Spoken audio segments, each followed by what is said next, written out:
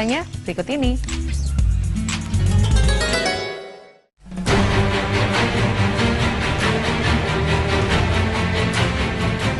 Fenomena Masjid Al-Aqsa.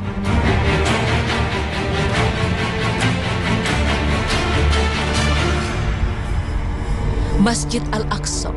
Siapa yang tak tahu masjid yang satu ini? Ya, masjid ini gencar menjadi rebutan orang-orang di Israel. Al-Aqsa, ia juga memiliki peran sentral dalam perkembangan peradaban manusia. Karena sejak dahulu, tempat ibadah ini menjadi tempat tersebarnya syiar-syiar para nabi alaihi assalatu wassalam.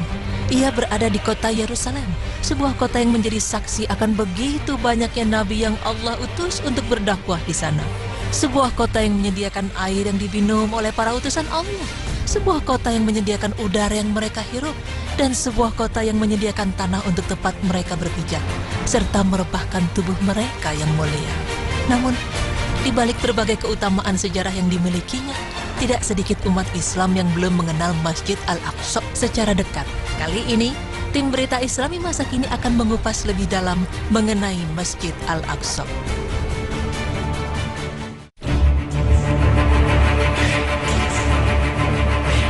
Sebelum jauh mengenal tentang Masjid Al-Aqsa, hal pertama yang hendaknya kita ketahui adalah nama-nama sebutan untuk Masjid Al-Aqsa. Kata Al-Aqsa artinya adalah jauh. Disebut jauh karena letaknya yang jauh dari Masjidil Haram atau masjid pertama di muka bumi. Allah Subhanahu wa Ta'ala menyebut Al-Aqsa dalam firman-Nya yang artinya, Maha suci Allah yang telah memperjalankan hambanya pada suatu malam dari Al-Masjidil Haram ke Al-Masjidil Aqsa yang telah kami berkahi sekelilingnya agar kami perlihatkan kepadanya sebagian dari tanda-tanda kebesaran kami. Sesungguhnya Dia adalah Maha mendengar, lagi Maha mengetahui. Quran Surah Al-Isra ayat 1. Nama sebutan lain selain Al-Aqsa yaitu Al-Ardu Al-Mubarakah, yang artinya tanah yang penuh keberkahan. Allah Subhanahu wa Ta'ala berfirman yang artinya, dan telah kami tundukkan untuk Sulaiman angin yang sangat kencang tiupannya, yang berhembus dengan perintahnya ke negeri yang kami telah memberkatinya, dan adalah kami Maha mengetahui segala sesuatu. Quran Surah Al-Anbiya ayat 81. Mengapa dikatakan penuh keberkahan? Karena di tempat ini banyak diutus nabi dan rasul. Selain itu Allah Subhanahu wa Ta'ala juga memberkahi penduduknya, tumbuh-tumbuhan dan buah-buahan yang ada di dalamnya. Nama lainnya untuk Al-Aqsa yaitu Baitul Maqdis, yang berarti tempat suci. Dari Jabir bin Abdullah radhiyallahu anhu, Rasulullah sallallahu alaihi wasallam bersabda, ketika orang-orang Quraisy mendustakan aku berdiri di Hijr Ismail, kemudian Allah memperjalankan aku ke Baitul Maqdis. Muttafaqun alaih. Di sini, banyak sekali terjadi kekeliruan mengenai area mana yang disebut Masjid Al-Aqsa. Karena banyak orang menyangka bahwa Masjid Al-Aqsa adalah bangunan yang memiliki kubah berwarna kehitaman atau perunggu. Dan ada pula yang mengatakan bahwa Masjid Al-Aqsa hanya meliputi kubah emas atau Kubatu Sakhrah. Lalu di manakah sebenarnya area-area yang meliputi Masjid Al-Aqsa?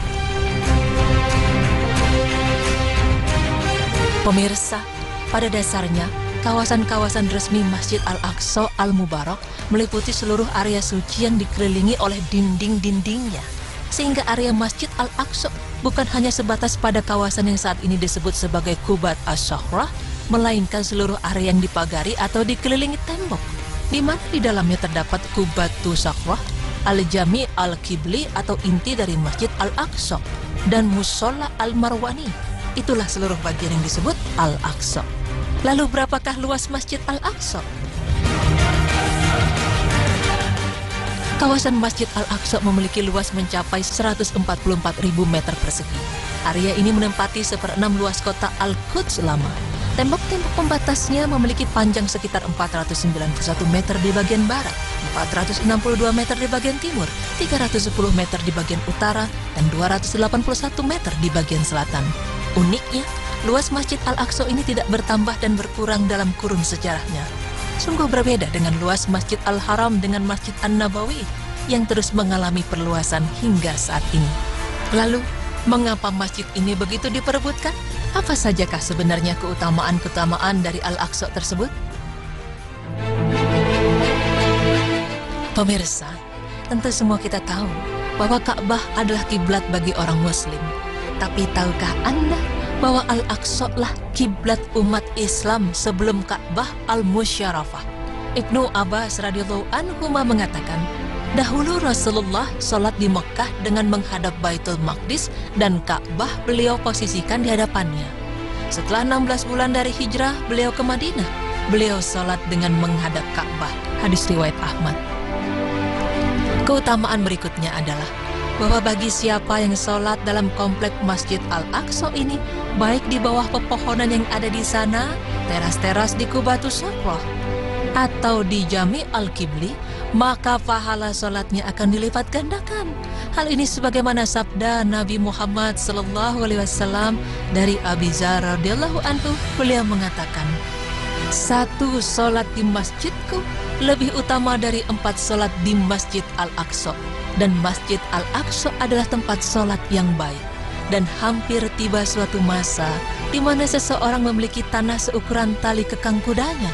Dari tempat itu terlihat Baitul Maqdis. Hal itu lebih baik baginya dari dunia seluruhnya. Atau beliau mengatakan lebih baik dari dunia dan segala yang ada di dalamnya. Hadis riwayat Hakim dan disahihkan oleh Az-Zahabi. Jadi, jika sholat di Masjid Nabawi setara 1000 kali sholat di tempat lainnya, adapun sholat di Masjid Al-Aqsa setara 250 kali sholat di tempat lainnya. Keutamaan lainnya adalah Masjid Al-Aqsa merupakan tempat Isra Nabi Muhammad SAW. Allah Ta'ala berfirman, Maha suci Allah yang telah memperjalankan hambanya pada suatu malam dari Al-Masjidil Haram ke Al-Masjidil Aqsa yang telah kami berkahi sekelilingnya agar kami perlihatkan kepadanya sebagian dari tanda-tanda kebesaran kami. Sesungguhnya dia adalah Maha mendengar, lagi Maha mengetahui. Quran Surah Al-Isra ayat 1. Dan pada momen Isra itulah Nabi Muhammad SAW menjadi imam salat bagi para nabi.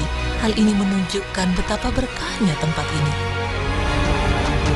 Keutamaan selanjutnya yaitu Al-Aqsa adalah permukaan bumi yang dipilih Allah untuk menjadi tempat landasan dari bumi menuju Sidratul Muntaha atau Mi'raj.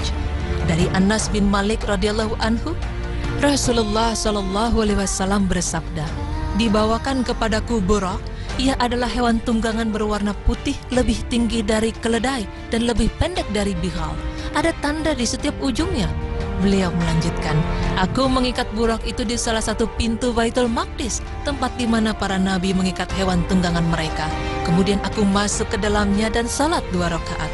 Setelah itu aku keluar dari masjid. Lalu Jibril mendatangiku dengan membawa bejana yang berisi khamar dan susu. Aku memilih yang berisi susu. Lalu Jibril SAW berkata, engkau telah memilih fitrah. Setelah itu kami pun mi'raj menuju langit. Hadis riwayat Muslim. Seandainya Allah menakdirkan mi'raj dilakukan dari Masjidil Haram, pastilah Allah mampu melakukannya. Akan tetapi Allah menetapkan agar Rasulullah SAW mi'raj dari Masjid Al-Aqsa agar kaum muslimin tahu kedudukan masjid ini dan agar masjid tersebut memiliki tempat istimewa di hati umat Islam. Masjid Al-Aqsa adalah milik umat Islam karena ia merupakan warisan dari risalah langit yang kemudian disempurnakan oleh ajaran Islam yang dibawa oleh Nabi Muhammad SAW. Syariat Islam juga mengimani para rasul, kitab-kitabnya, dan membenarkan inti dari ajaran para nabi dan rasul tersebut.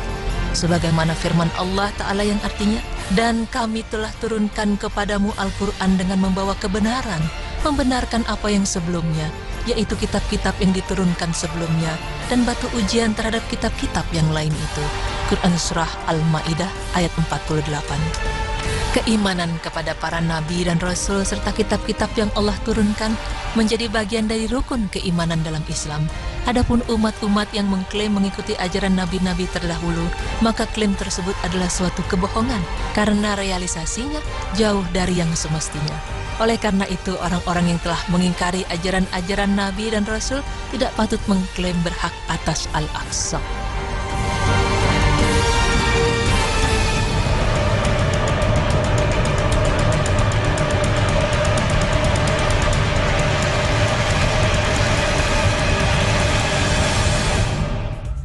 Oke, ada 3 masjid yang kita mendapatkan pahala lebih ketika kita melakukan sholat di sana. Jadi Pertama di Masjidil Haram 100.000, saya pernah tahu. Masjid Nabawi katanya 1.000.